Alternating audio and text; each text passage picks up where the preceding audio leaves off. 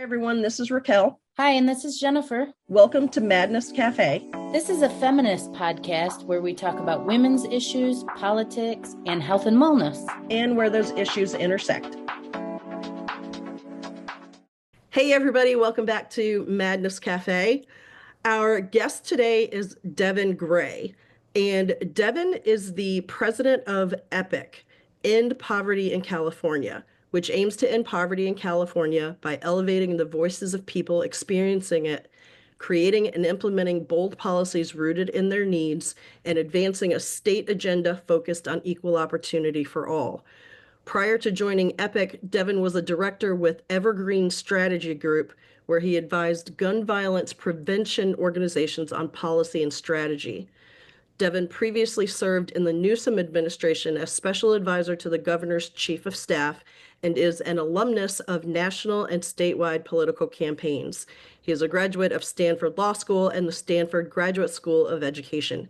Devon lives in Orange County, where he serves as a delegate to the California Democratic Party. Wow, very impressive. Devon, thank you so much for being here. We're very, very excited to talk to you. Thanks for having me. I'm likewise looking forward to it. I was hoping that we could start by talking about how and where you grew up and how that led to the work that you're doing today.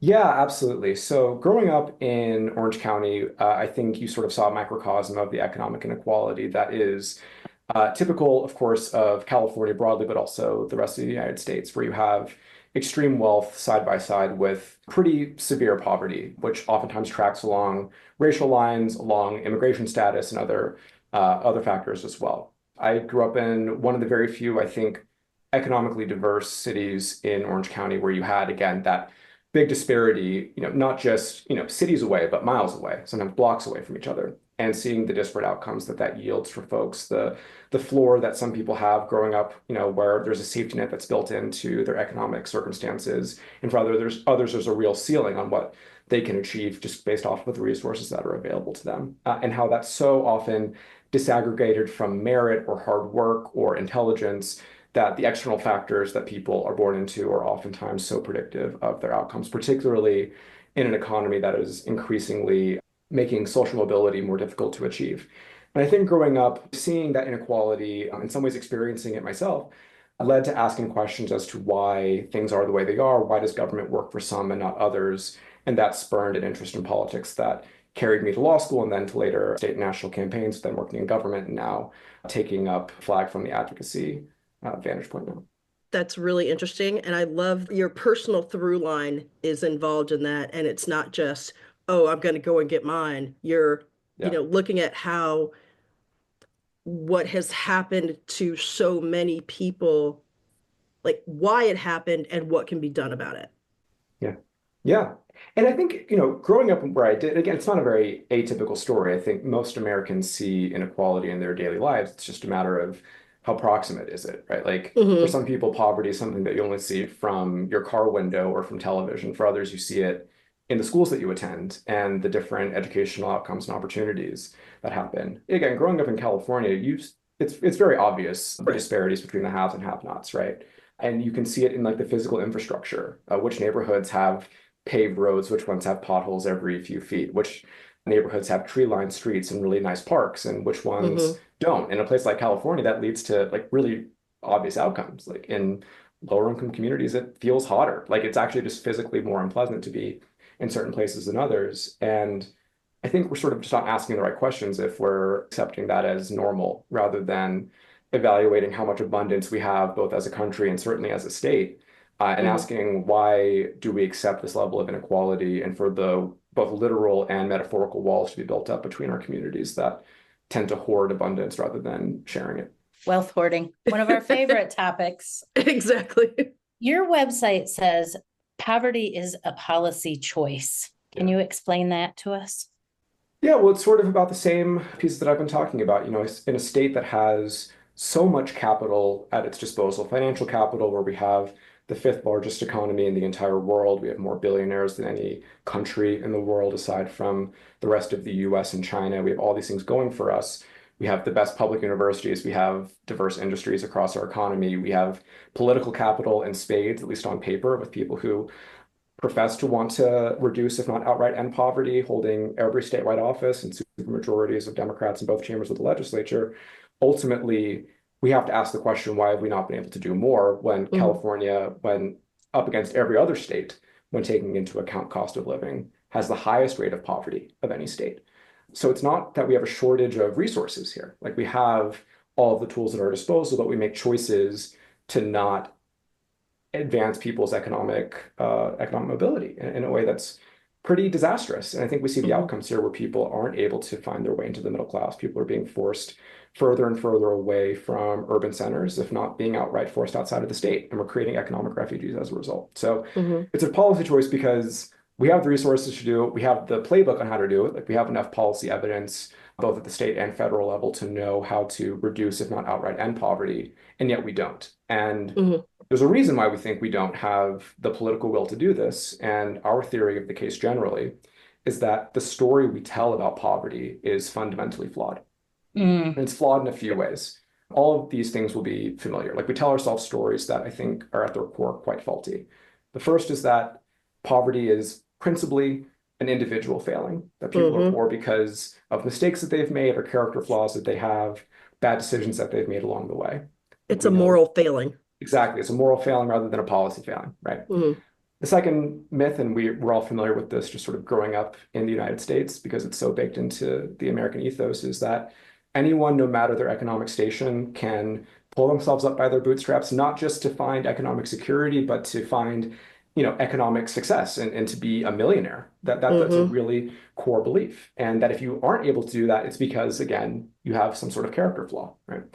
And the third one, which might even be the most pernicious out of all of these, because I think it's been the hardest one to address, is a really deep-seated belief that poverty is sort of this immutable, inevitable feature of American life, that no matter how much we invest in trying to abolish it, it's always going to be with us in some matter or some level. And while we might be able to address it on the margins, we can get the percentages down a little bit here and there, there's always going to be this permanent underclass of people. Maybe the people who it is changes, but there will always be people who are below the poverty line. And I just fundamentally reject that notion because I think, again, we have enough evidence from policy decisions that we've made successfully at the federal and state level that have dramatically reduced poverty. As recently as 2021, where we had massive investments in direct cash payments to American families through the expanded child tax credit, which saw a record low poverty rates in American history after we did that, including halving the child poverty rate in a matter of months.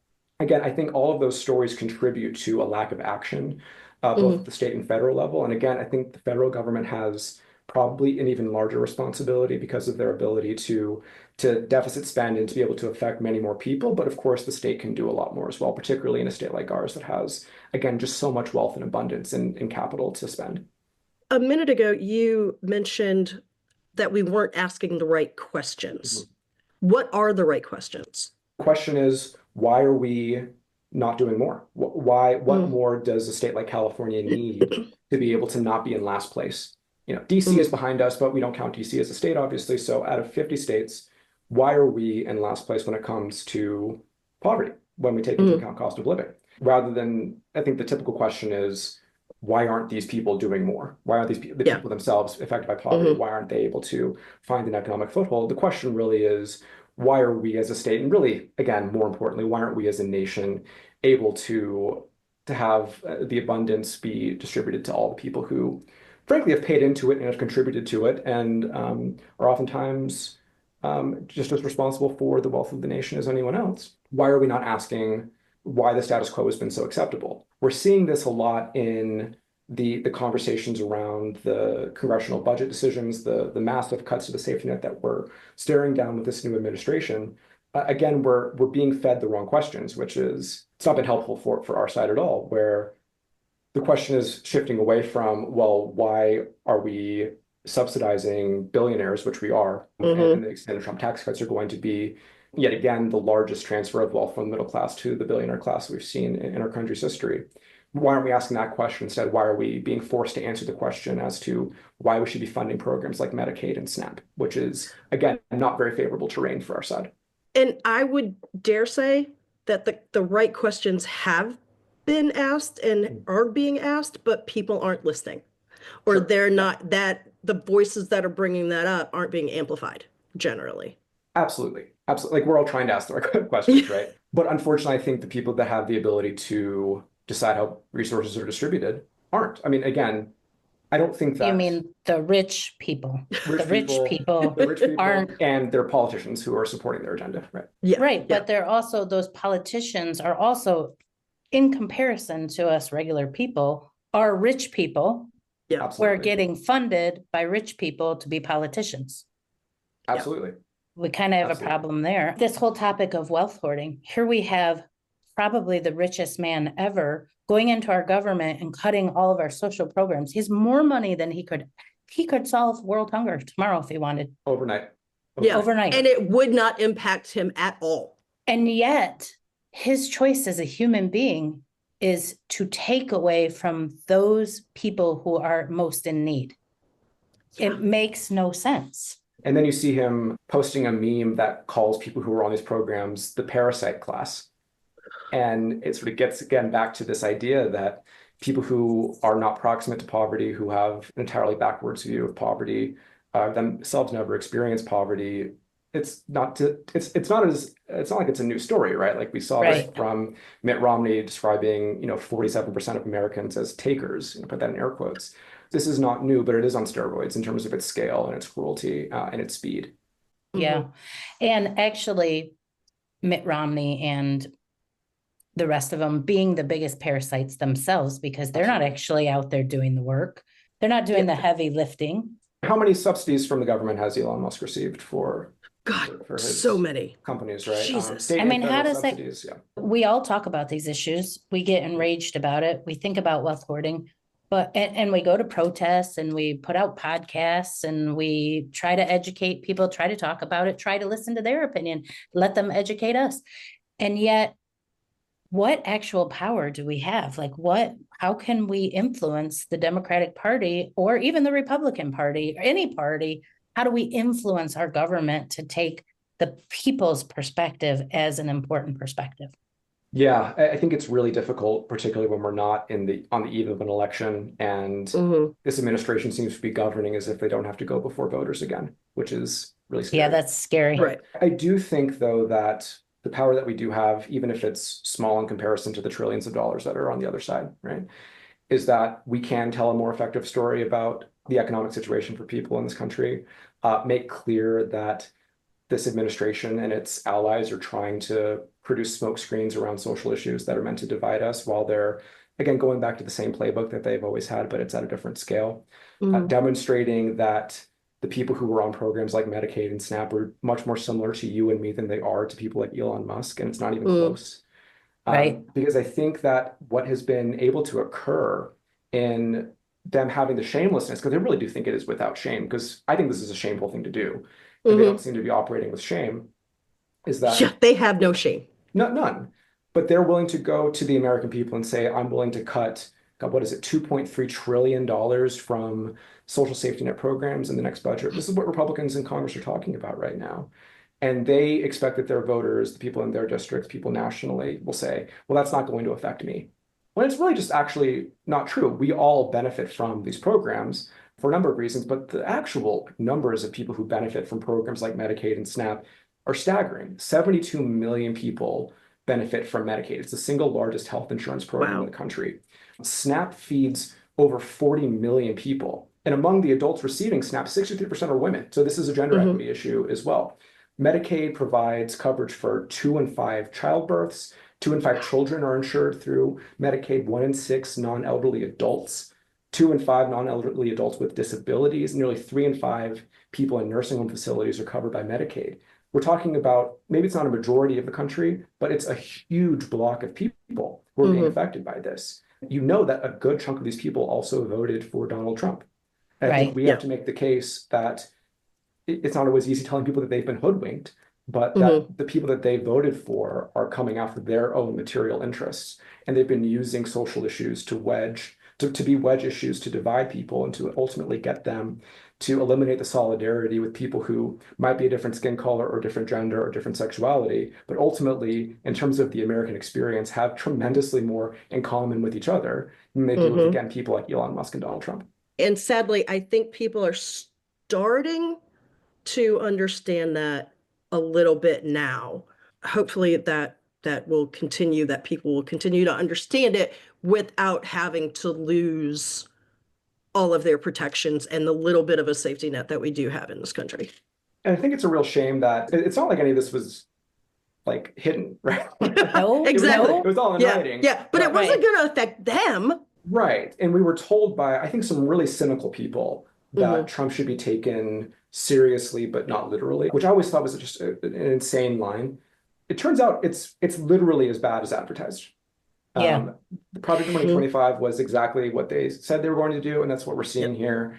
And it's Yep. just a real shame that I think the media is part of this, but I think there's also just a willingness by some people to allow the wedge issues that have been fed to them through algorithms that are designed to enrage people to say, well, Mhm. I'm not going to believe the inconvenient truths about the people that I'm voting for, but I'm instead going to believe the lies that have been made up about trans people or gay people or Black people, whatever it might be.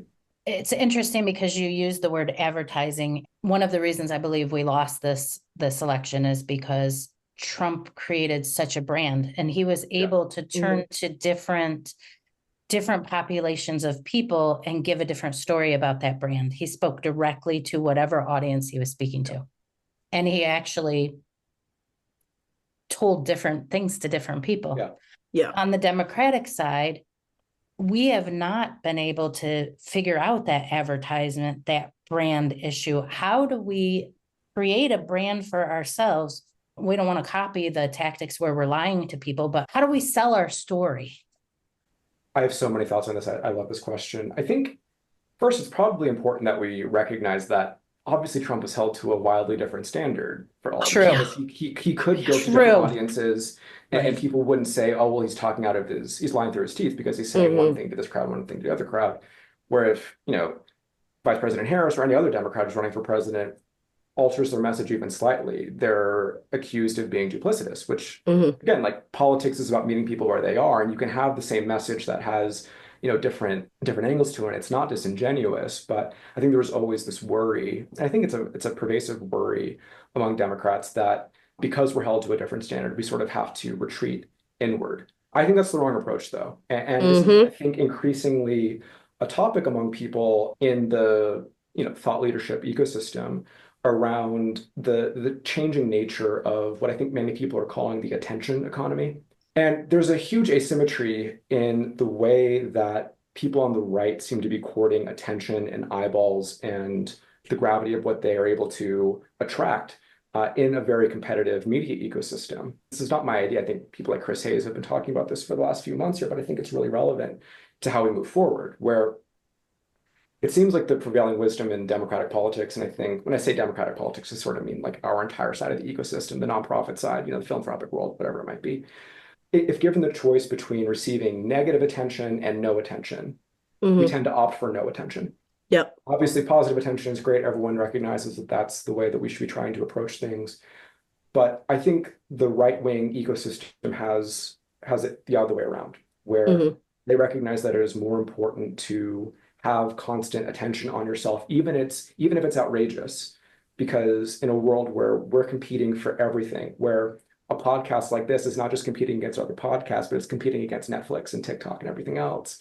It's more important to have people's attention than it is to have their approval.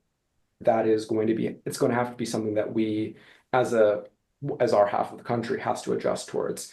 I don't think that's great for our media, frankly. I don't love that we might have to find ways to get attention that we're not super comfortable with, because I think, again, we should never abandon like our facts-based and truth-based orientation.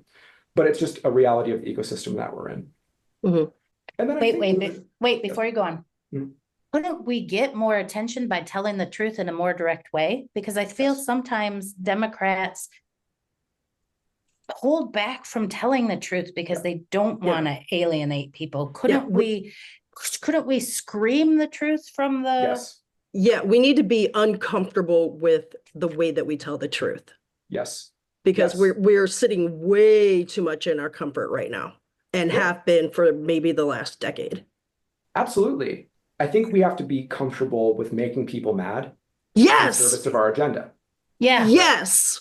And I think that it is been sort of the story of the party for a while now, that we have been operating in a way that has been about avoiding criticism, whether it be from our side or the other side, frankly, because we can sometimes eat our own in a way that's really counterproductive too. We do. But at the end of the day, people, I think, and I think we've seen, I think the election results are evidence enough of this, right? I think people will respect you more for a sincerely held belief rather than the triangulated focus group test message that is meant to not offend, rather than it is to animate people. Again, in the attention economy that we're in, animating people is much more valuable than avoiding criticism of people. And you can animate people positively or negatively, but as long as you're able to make your case and get people's attention, that's important, because you can't make your case, you can't convince people, you can't persuade people if you're not breaking through from the cacophony of noise that people are getting from everything that they experience in their lives. Right. So I want to maybe drill down a little bit into the poverty issue and how we can end that, and then broaden back out. On the website and in the policy paper that y'all have listed on there, which I will link to in our show notes, because it's a really, really interesting policy piece, and not just for nerds like me. But I really like that y'all talk about pre-distributive versus redistribution. Can you talk about those two aspects and what those mean as far as the ideas that y'all have come up with for what needs to be done to end poverty in California? First off, thank you for reading the white paper, because we were really proud of it. And I think, I mean, I have a hard time getting through white papers, and I went to law school, right? Like they're usually super dry, and I was able to devour that one pretty quickly. So thank you for that. And I'll be sure to pass along the kind words to the folks at Stanford. Well, it's one law nerd to another. Oh, amazing. Great. Yeah. But the distinction between pre-distribution and redistribution, I think, is a really useful one for how we sort of orient our policy thinking. So at a high level, the difference between the two is basically when the intervention takes place. So we recognize that there are certain policy systems and structures that lead to poverty being created. And that creates then downstream effects that can be ameliorated later on. The pre-distribution focus of the first half of the paper focuses on addressing those upstream effects. So things like racial inequality, the wealth gap that exists, certain policy systems that lead to the hoarding of wealth, a criminal justice system that oftentimes penalizes poverty and makes poverty quite expensive. Those are things that are upstream that lead to the downstream effects of people being in unequal situations. So the things that we can do around that are thinking about how we seed wealth in communities before poverty gets created and becomes cyclical, right? So one of the policy interventions that we've been really pushing for is something called baby bonds, which is taken hold over the last 10 years, both at the state level and at the federal level as well. And essentially what that is the state investing a lump sum into an account for young people to be able to access to then go on to build wealth with that. It's sort of the boost that most kids get if they're coming from upper income households in a trust fund, but creating a trust fund for lower income kids. And happy to talk about this more, but in California, back in 2022, our organization and others and folks in the legislature and the governor's office helped pass the state's first and the nation's largest baby bonds program, which seeded over $130 million into accounts for kids who were exiting the foster system after being in for a long period of time, and children who lost a parent to COVID during the pandemic who were already Medicaid eligible. That's around 58,000 kids who will start getting a lump sum. Which shows that the money's there, people. Absolutely. The money's there. Yeah. Sorry to interrupt. I just had to put that out there. No, but it's a big investment. It's been ongoing funding as well. We get 15 million in each of the budget cycles moving forward. But yeah, 58,000 kids are going to be getting around $4,500 in a lump sum within the next year or so that they can use towards really anything. But the idea is that it goes towards building wealth. Now, the other side of the policy platform here is the redistributive stuff, and sort of takes its name, it's redistribution. How do we move money from taxing wealthy people essentially and giving it to people who need a leg up and need a bit more support. And that's your traditional safety net programs like TANF, temporary aid for needy families. In California, we call it CalWORKs. Other states have different names for their programs, but it's welfare. It's SNAP. It's Medicare and Medicaid. It's basically what is the safety net that we can create to inject cash into people's pockets or find other ways to support them to make their lives less expensive. So that would also include things like Section 8 housing, of course, as well. One of the tenets of our policy platform in the redistributive side is guaranteed income. And the idea of direct cash to people, no strings attached, that they can use for whatever it may be. But the idea is you're trying to provide an income floor for folks that they never fall under. Now, the founder of our organization, a man named Michael Tubbs, who was the mayor of Stockton, California, back in 2018, launched the first mayor-led guaranteed income pilot where 125 families in the city got about $500 a month for 2 years. The effects were remarkable. People saw obviously higher rates of income, but lower rates of anxiety and depression, more stability. Some even sought, better job opportunities because of the money that they had that allowed them to leave part-time work and seek full-time work. And that pilot's been replicated dozens, if not hundreds of times around the country since then. And so our goal now is trying to figure out how we can make our existing safety net better resemble programs like guaranteed income by eliminating things like work requirements, which are a central feature of our welfare programs, both in California and nationally. Fewer hurdles for recertification, eliminating the benefits cliff where you make one too many dollars, you're kicked off entirely. All of these things that make the existing safety net really hard to access and really hard to stay on. And we believe that by implementing the values of guaranteed income into the safety net, we'll be better off and we'll have more effective redistributive policies. I love everything that you just said. One of the things that kept popping up for me is, so Jennifer and I don't live in California. Many of our listeners don't live in California. What can we do as individuals to get similar programs, similar ideas, similar energies, whatever it is, to be implemented or even considered in our own communities? I think it's a great question. And I think that the instinct to look towards state government is a good one, particularly if you live in a blue state right now where there is a little bit more of a willingness. Obviously, not all of us do.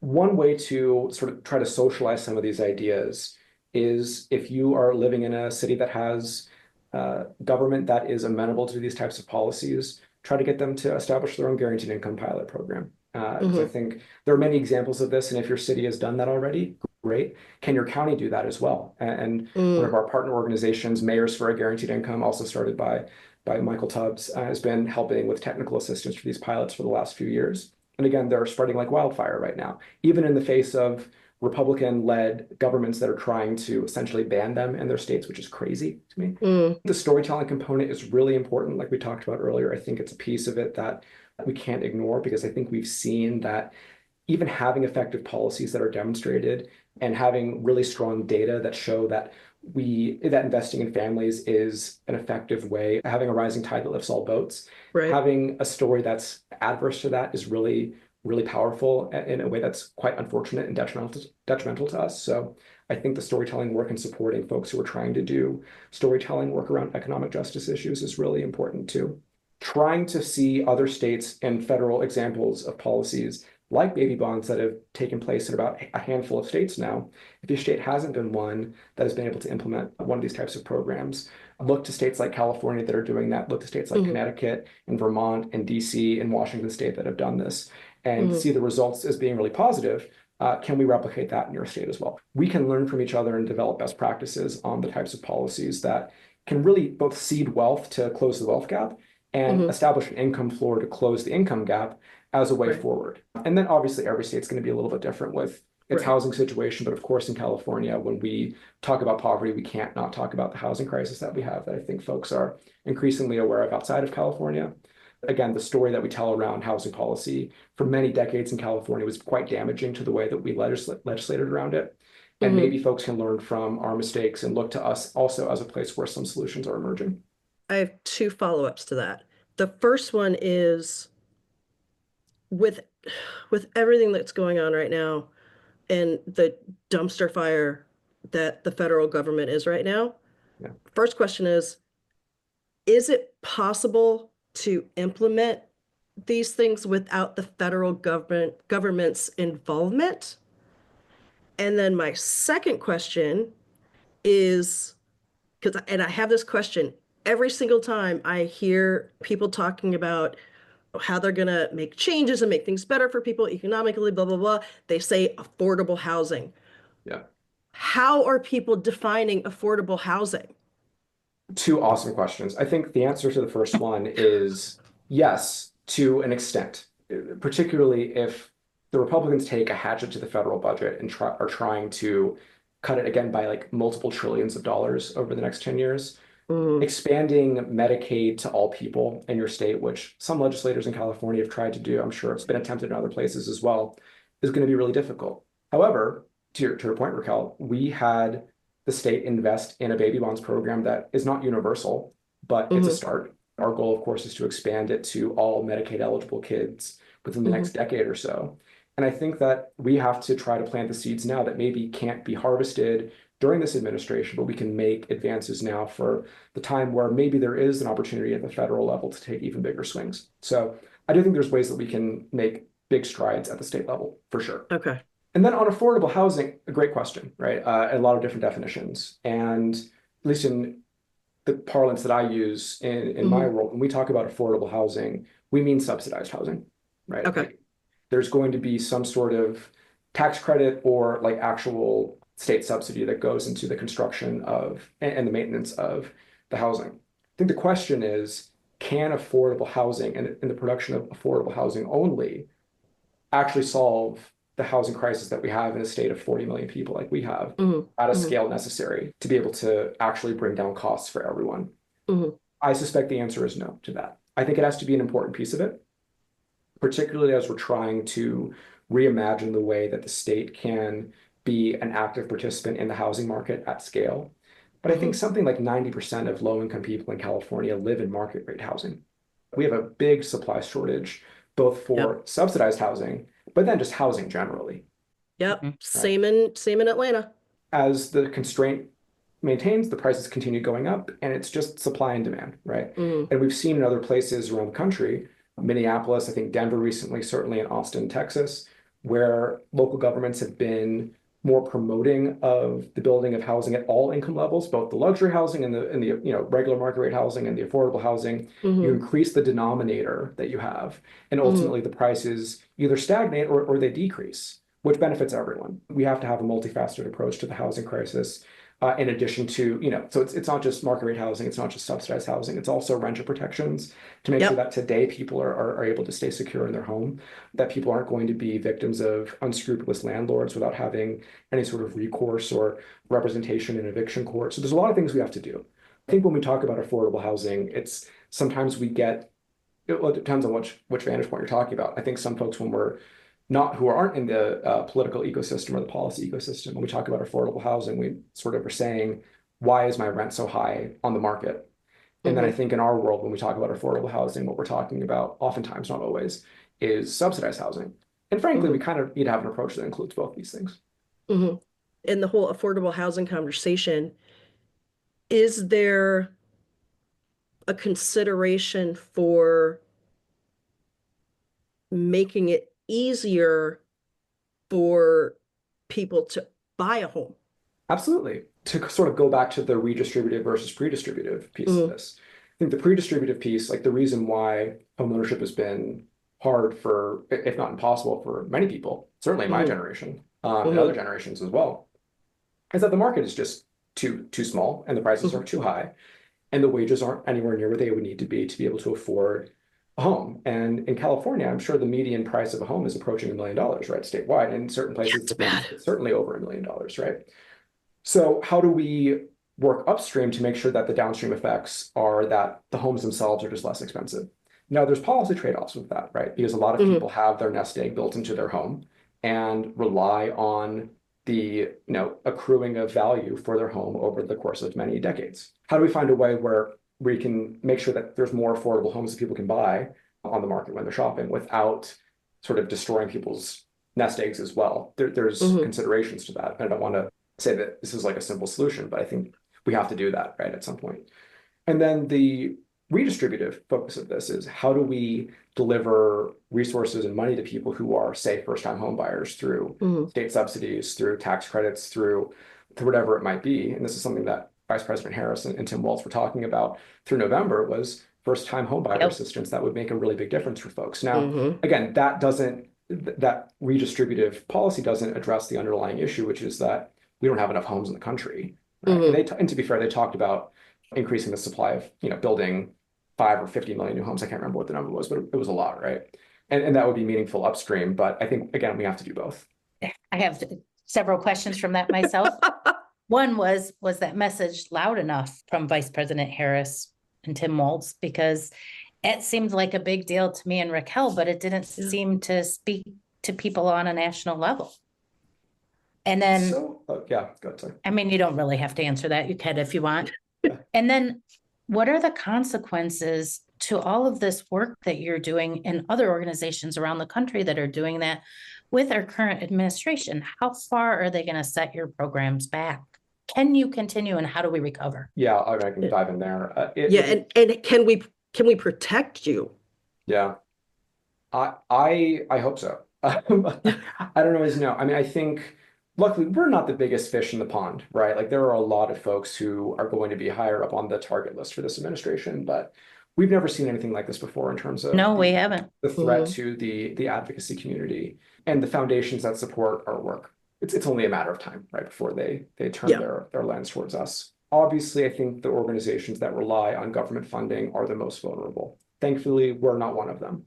That is the one thing that sort of allows me to sleep at night. But I know for a fact that organizations that rely on government funding are, if they have not already been directly affected, they are certainly in the crosshairs of that. Right. There's no doubt about it. I think we've seen the rhetoric, and not just the actions that have been explicitly targeting organizations and entities and programs within the government that have a lens of diversity and equity and inclusion being directly targeted. That means that any organization that is engaged in work that could be perceived as progressive, and we're unabashedly progressive, obviously, but even things that appear progressive, I think it means that we're eventually going to have a target on our back. Now, again, I run a very small organization, relatively speaking, and the foundations that support us are mostly California based. But I know for a fact that folks at the Rockefeller Foundation, Ford Foundation, these really big, remarkable foundations that fund a lot of really great progressive work, I'm sure that they are incredibly conscientious of what's happening. Now, I think this thing that does give me some, I don't know if it's peace of mind, but makes me feel better about the situation that we're in on our side is that it doesn't seem that a lot of the funders in the progressive space are shying away or shrinking in standing up for our values. My big worry was after the election, we would see an overcorrection. We would see people complying in advance. We would see people really taking the wrong lessons from the election. I think we've seen that in the private sector to a tremendous amount in a way that has been incredibly disheartening, if not surprising. But luckily, I think in the progressive funding space and in the advocacy space, we've not seen it as much as I feared we would. Now, granted, we're only 3 weeks into this, which is remarkable to even say. It's not been a very long time. It feels like it's been 3 years. It truly does. It truly does. Hopefully that doesn't change. But I will say certainly the people, the foundations that have supported us, who we are like super grateful to have as partners, both, for resources, but also for thought partnership and everything else, have been, I would say, pretty steadfast. Now, again, it's early. We'll see what happens when the crosshairs go towards private philanthropy more than government programs, which will inevitably happen. I have no doubt about that. But I think for now, we can take heart that there are some actors in the ecosystem that are not shrinking in the moment. But again, very disappointing to see what we've seen from the private sector, from tech companies, from they're afraid. The private sector is afraid. Yeah. Right. But they're also kind of licking their chops, right? Like they're about to get a huge windfall in the next few weeks. That's true too. Oh yeah.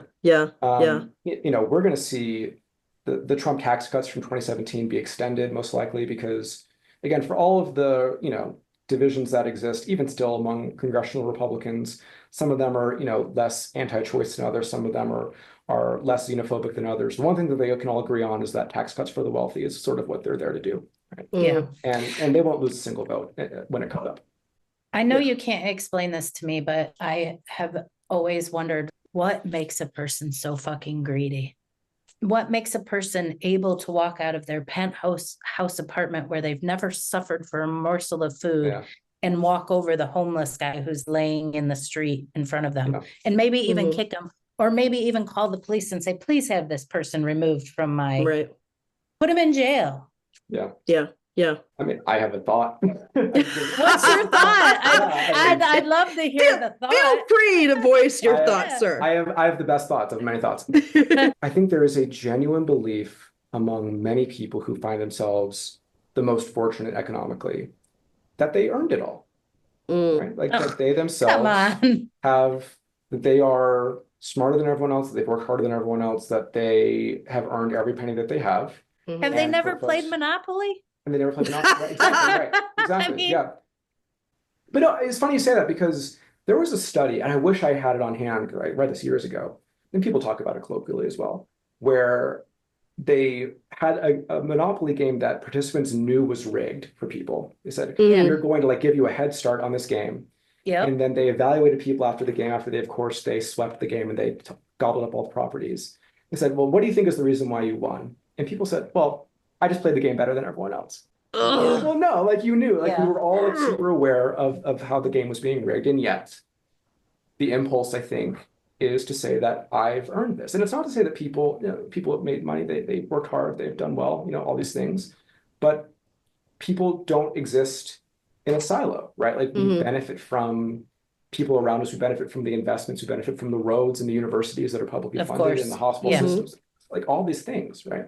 And tremendous amounts of luck along the way. Again, one thing that we're really trying to do is not to say that people didn't do anything to earn their success, but that the idea that there is a perfect correlation between hard work and economic outcomes is just bunk. It's just not true. No. We know this. No, you got to land on Boardwalk and Park Place first, and then you win the game. That's the way it's done. If you can get the utilities, you're pretty good too, because you can keep a steady income coming in while you're trying to get those other properties. There you go. This is a really good segue into my next question. I think I know the answer to this, or at least my bleeding heart, I think I know. I have this idea, and I think this is a pretty common idea, that people who are against all of these policies are looking at it like a pie, right? Like if you give something to this person, you're taking something from me. If you help this person, then you're taking it directly out of my pocket. What I am thinking about is, what are the benefits of these programs for people who are not directly affected by poverty? To even address the premise of this, the zero-sum thinking is horrible. What's so strange about this is that for a long time, sort of the neoliberal capitalist think tanks, the Milton Friedmans of the world back in the 80s, I think probably their most convincing argument for their policy paradigm was that the economy wasn't zero-sum and that you could build wealth that benefited everyone. Not to say that I believe in trickle-down economics, but the idea is that investing in people, or to them, investing meant tax cuts, but I think investing generally, of course, leads to economic growth that we all benefit from, right? Right. So I think there's some really low-hanging fruit examples of how cuts to certain programs lead to all of us being worse off. So there's been a lot of talk lately about funding to NIH going away, right? And think about how much medical and scientific research takes place because of government funding, right? And how much our economy has benefited from the scientific advancements that have come from that investment by our government and have led to our country, especially California as a state, being a leader in research and development over the last 50 to 70 years, right? We have benefited from that. People who have money in the market benefit from that. People who are beneficiaries of these medical advancements benefit from that. We do better when the investments that we make as a country lead to broader societal growth and advancements in economic growth, right? Again, the stats around Medicaid and SNAP, so many people benefit from these programs. So it's like, Yeah. even if you aren't yourself a beneficiary of these things, we benefit collectively. Investments into public education. Obviously, we all benefit from having a society and then later a workforce that is better educated. So if you're a business owner and you want to be able to hire people in your community who are going to be productive workers for you, obviously you want people who are going to be beneficiaries of state investment. So what's been so shocking about the last 3 weeks is that, the tax cuts didn't surprise me. The cuts to the safety net didn't surprise me because of the antipathy that people on that side have for poor people. It's not just them, but it's the self-destructive nature of this. Like, if you want an America First agenda, to me, it's crazy that we would cede our status as leaders in healthcare and research and development, in public health, for the name of an ideology that I don't even think you could characterize as America First. It's really America Last in a lot of ways, right? Because if you want to be competitive, I just don't know how you can make these kinds of cuts and really try to destroy the infrastructure that we've built in the post-war era that have positioned us as a global leader in so many ways. I mean, things that are so like unambiguously positive, like the Epidemic Intelligence Service at the CDC, where really smart people are hired and trained to be able to investigate outbreaks, both at home and abroad. A fantastic thing that keeps people alive, right? Saves money. I mean, you could be Ronald Reagan and recognize that that's a good thing, right? Like, it saves money. It's good for our standing in the world. It means that markets aren't disrupted. You could take like a hyper-capitalist approach to this and think that it's a really good investment. And yet they've gutted it. They got it. People who were getting ready to go down to Atlanta to start their service in the EIS were told to go away. DOJ Honors, which is, for the law nerds among us, a really prestigious, totally apolitical program for recent law school graduates to go into the Department of Justice to become career prosecutors. Again, one of those things has no political bend to it, but the folks who were graduating law school were told that they were fired before they even started. Right. For no reason other than the systematic destruction of the institutions that we have. It makes no sense to me from even an America First perspective. It is cutting off our nose to spite our face. And I suspect that the orientation that we see towards this disruption and the breaking of things, I say this as a Californian, as a proud Californian. Yeah. That's an ethos that comes straight out of Silicon Valley, obviously. And that to me has Elon Musk written all over it. It has been his playbook when he's acquired companies. He did it at Tesla, he did it at Twitter. You get rid of all the people, you create this big storm, you start from scratch, and you claim credit when things aren't as bad as maybe they seem that they were going to be. I don't think that the orientation towards breaking things and failing fast works with a government the size of ours, or any government, frankly. Yeah. I honestly believe that the messaging of Democrats is wrong. It needs to change. Yeah. Maybe this is just me being cynical, but I think we need to couch things maybe in a capitalist view. And I say this as the biggest bleeding heart walking, but we need to step away from this is good for everybody because people deserve. Yeah, okay, that's great. And I believe that to my core. But I think we need to change our messaging to say the more people that are safe and economically healthy and physically healthy, the fewer people that are committing crimes and breaking into your penthouse, buddy. There's more people to contribute to our lovely capitalist society. You have to sell the benefits. Exactly. We need to appeal to, God, I can't believe I'm saying this, but we need to appeal to the capitalists. There's actually like pretty compelling social science research on this as well, to say that I wish I remember where I heard, if I was on a panel with someone recently who was saying that her organization did some work and found out that like when we're messaging around poverty, that like describing people as vulnerable actually turns people off. Not the vulnerable people themselves, but like the people who are saying, well, should I vote for this policy? Because there's an idea that, again, this idea that if we're spending money on poverty, it's sort of a black hole and it's never going to be fixed because people are always going to be like inherently flawed. But nonsense, obviously, but it's a very deeply held belief by many. And instead, that framing the issues that we're talking about and the policy solutions that we have in the context of opportunity and Yeah. people having barriers removed is actually quite useful because it frames the beneficiary as essentially like the same as you. It's like, oh, Mhm. Yep. they're you, but with this barrier, so let's just remove this barrier and then it's going to be fine. It's Mhm. language that's action. It's language is what's your benefit? Why would we want this program? Yeah. How's it going to benefit me? That's marketing 101. Yeah. People have to know why am I invested in this? Yeah. But Devon, we're running out of time. Mhm. What I know. What did you want to tell our audience that maybe you don't often get to be on a feminist podcast and share your knowledge? What would you want to tell our audience? I mean, a lot. How long you got? I think if we're talking about the intersection of poverty and gender, which I think you can't not do, Right. it is worth noting, I think, that when we're talking about safety net programs, disproportionately beneficiaries are women, and there's a lot of reasons for that. Uptake rates, women tend to be better at accessing the safety net because of more likely to have kids than like single men are, like all these reasons, right?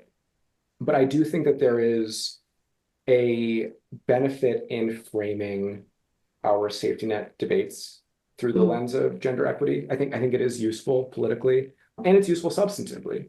The other piece of this, I think, is God, when we're talking about programs like guaranteed income, there's also research that shows that the small investments in women, this is for guaranteed income programs both in the United States and abroad, the dollars actually do go a lot further. There is evidence to suggest, I think in people's lived experience as well, that women end up being a really strong safety net for communities. But what I think we have to protect against, and I think it requires all of us to be really proactive in pushing back on this, is that when professions even, when anything that becomes associated with women, it becomes more vulnerable to the chopping block from government. And how we see this in the marketplace of the job market, rather, when professions become more closely associated with women, pay goes down. And so I say all of this that I think it's really important that we are able to do two things at once. One is acknowledge that there's a disproportionate effect for women when we're talking about cuts to the safety net, and also saying that we are not going to allow the association of beneficiaries of these programs being disproportionately women to make it, again, more vulnerable when Republicans are in office. So I know it's sort of like a tough thing to grapple with ultimately, but I'm sort of sitting with that because I worry that in a politics that is so misogynistic in so many ways, that when we're framing these issues as disproportionately affecting women, especially women of color and children, of course, that people just won't care. And I worry about that.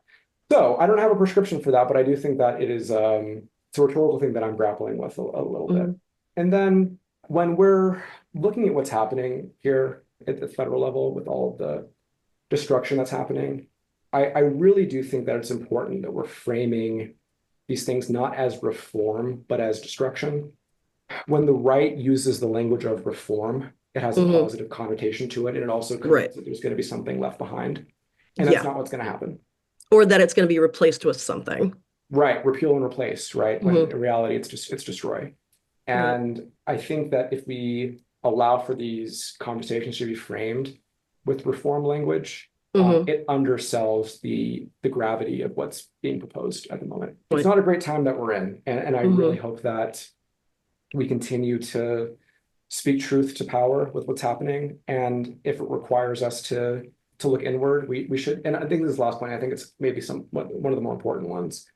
I think as someone in a blue state who, again, I've talked at length about the challenges that California faces, I think it is really incumbent upon us in the advocacy space and those who are policymakers here to demonstrate tangible results that come from progressive governance. Because if we aren't able to demonstrate that people's material conditions improve because of the policy choices that we make, then we will cede the argument to the right. They're on the merits wrong with how they're trying to govern, But if we can't show a better path forward through economic mobility that's promoted by progressive governance, we will never govern again nationally. And I think it's really, really important that we move beyond a politics that is satisfied with good rhetoric and good tweets and signaling of our values, but that we have to be more outcomes oriented if we want to gain the trust of the American voting public. Because I think in California, we see, maybe not through partisan voting, but certainly through our ballot measures, people do not trust government's ability to deliver on the lofty promises that we talk about.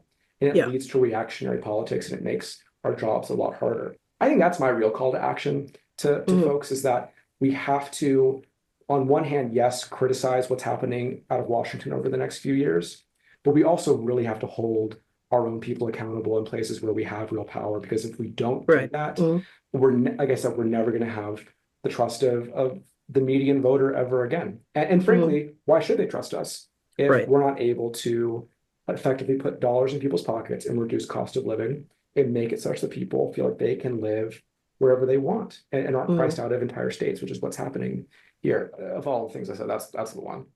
So that's the one. That's the one. Yeah, it's just really important. And also it's worth saying, in California, we're a very socially progressive state. We're not the most economically progressive state at all.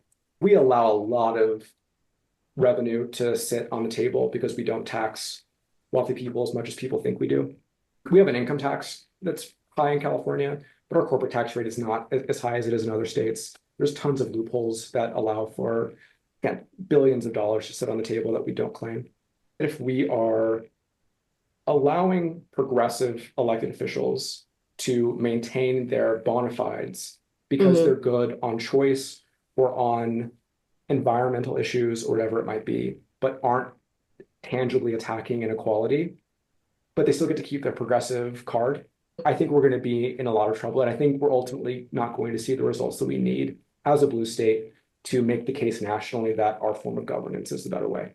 What can we do? What can our listeners do to help the work that you're doing in California, which in my mind will also then make it easier for those of us who don't live in California to implement those things in our own states? Yeah, no, I appreciate that. I think the storytelling and narrative work that we do transcends state lines. I think the sort of outdated narratives and tropes that we talked about at the beginning of this episode don't just exist in California. Like, they're as American as apple pie. So what we try to do as an organization is produce a tremendous amount of written work, video work, whatever it might be, to have people in California telling their own stories in their own words in a three-dimensional way that sort of pushes back against these outdated tropes. And I think they're applicable. So I would be over the moon if people would continue to share those stories, because I think, we're one organization. There's a scale challenge that comes with trying to shift culture. Like, one organization is not going to do that. To the extent that we can share that, to the extent that people can tell their own stories in their own communities in a way that's like resonant for local culture, that pushes back against these outdated ideas, I think we can then begin to chip away at, I think, the real mountain that we have to climb, which is, again, this belief that poverty is less of a policy decision and more of an individual failure, which, again, I think needs to be turned upside down. Devon, seriously, the work that you and Epic are doing is so important. All of us can learn from that, especially the guaranteed income program that Mayor Tubbs started several years ago. Thank you for putting this information out there so that we can learn from it and hopefully try to get it implemented in our own communities. So thank you for the work that you're doing. Well, thank you for the work you're doing, and thank you for having me. This is a lot of fun. Absolutely. Thank you. Oh, Raquel, that was a lot of information and a lot of good conversation. What are your thoughts? I am really, really pumped up from this conversation. That's great. I am so pumped up from this conversation.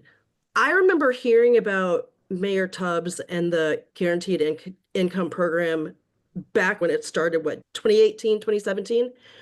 And I thought, that is so brilliant, so brilliant.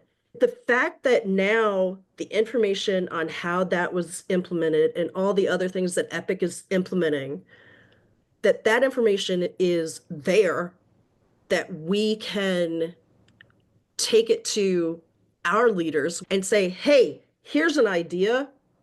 use this. California's got this information. We can start from here, right? Man, I literally just want to call my representatives and go, here you go. Here's a link to this program. Can y'all start working on this, please? I mean, just right now, like just here, start working on this. Y'all have a team of people, put somebody on it, right? Like there's organizations in the city that are attacking parts of these issues. Bring everybody together, start. I wish I was as pumped as you. I don't feel that same pumped upness. I feel like this validated for me that this really isn't a fight between Democrats and Republicans. And of course it is, but it's more of a class issue. That this is a class issue in our country. And unfortunately, I don't trust the Democrats that are our highest our highest representatives, our highest elected officials. I don't trust them. They haven't moved on these issues in the way that they could. Hell, they didn't even codify Roe versus Wade when they could. Hell, women are still not written into the Constitution. These things could have been done. But that's what I'm saying.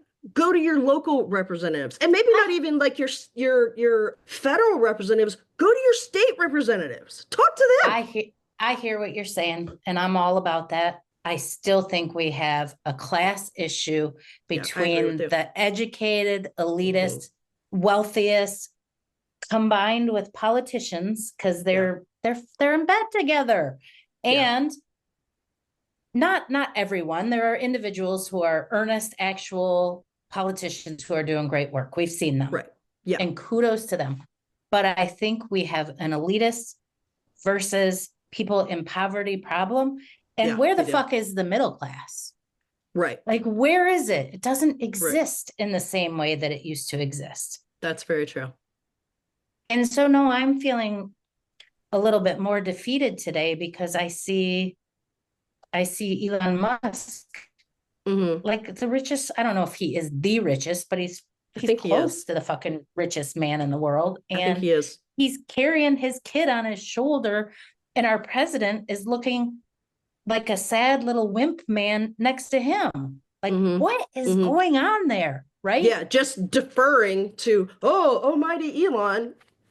So right. Our president, who's supposed to be the bully on the playground, is looking like the wimpy kid. Yeah. What is going on? Because Elon basically bought him. Oh, I got it. And that's why I'm saying, man, I love the programs. I love the thought of having a floor, a minimum income that every human being, and yes, of course, it's a gender issue.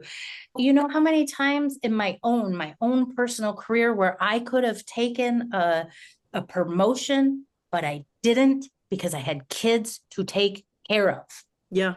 Okay, those were my choices. I'm a mom, I have kids, but what does this country want us to do? It wants us to make more babies. Yeah. So I don't know. I'm feeling, oh my God, I love Devon. So I'm not trying to say that Devon's information wasn't great. It wasn't inspiring. Thank God for people like Devon and the people that he works with that are doing things. But I feel it's overwhelming. This whole 3 weeks has been overwhelming, right? And we knew it was coming because we read Project 2025. Yeah. But okay, there. Project 2025 was a playbook. It was out. Democrats have a playbook. Where is it? Are we using it? We're not. Maybe stuff is happening behind the scenes that we're not seeing. But they shouldn't be behind the scenes. We need to yell this from the rooftops. Why are we so quiet about this? And why are we being so humble and meek about all of this? That's the other thing. What Devon said about Democrats not wanting to have bad publicity. Right? What was 101? Marketing 101 is any publicity is good publicity. Right? Remember when Madonna was making a fool of herself in the 80s and they were saying, oh, she'll never make it.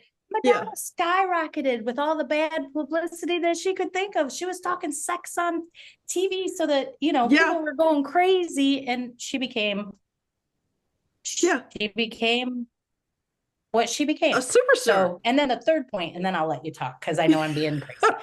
No, it's The okay. third point is words do have power. And what I'm going to take away from what Devon said is we need to be really careful with our messaging, right? We've talked about this before. Yeah. When we say toxic masculinity, we shut off half of our base. We turn men away. When we say vulnerable, there are people who can't stomach that. We shut off all of those people. We have to use action-oriented, forward momentum words that we are changing the world. I love what he said about the Republicans. We cannot let it be reform. They're fucking destroying the country. They're destroying it. And we need to say, they are demolishing democracy. We need to say that loud and clear. Words have power. Why are we saying nice words about what they're doing? We need to use the power behind the words. Yeah. I heard that from him. I heard that loud and clear. And I think it also affects how receptive people are to the message. But I think there's a fine line between making the message receptive and not using strong enough language. And that's where we are right now as Democrats. No, we're too nice. Yeah, we're too nice. So for me, I'm still using the phrase toxic masculinity. I mean, I could give a shit if some male ego is upset that I said toxic masculinity. Grow up, see it for what it is. But I can also see that phrase can still be used in messaging that they can be receptive to. Kind of like putting your medicine in, like hiding vegetables in like food for kids. Oh, hell, I tried that. My kids found all the green little specks and everything. They're like, what's in this pudding, Mom? It was a great conversation we had today. Absolutely. Learned a lot.